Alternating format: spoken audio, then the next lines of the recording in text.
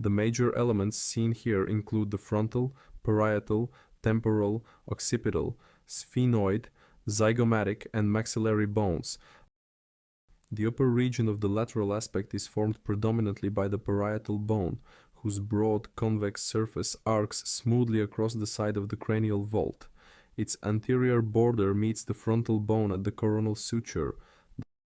Posteriorly, the parietal bone articulates with the occipital bone through the lambdoid suture, descending in an oblique direction toward the base of the skull. In certain cases, small, irregular extra bones known as ossa suturalia can be found within the sutures. Inferior to the parietal bone lies the temporal bone, comprising several distinct parts.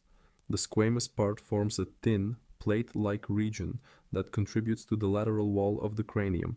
From the lower margin of this squamous plate extends the zygomatic process of the temporal bone, a horizontally oriented projection that courses anteriorly to meet the temporal process of the zygomatic bone.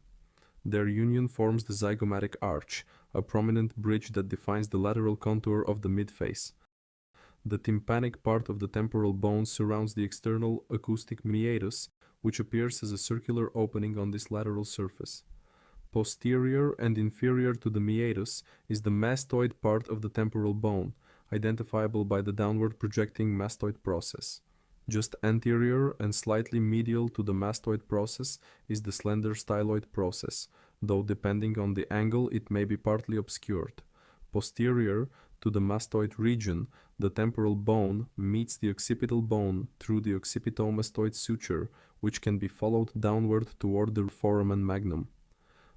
Anteriorly, the frontal bone extends laterally to form the superior and lateral margins of the orbit.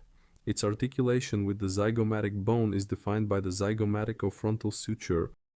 The zygomatic bone forms the prominence of the cheek and contributes to the lateral orbital wall.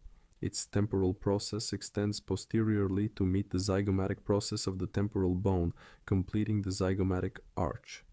In this view, the sphenoid bone is represented by the greater wing, a broad, flattened plate situated between the frontal, temporal, and parietal bones.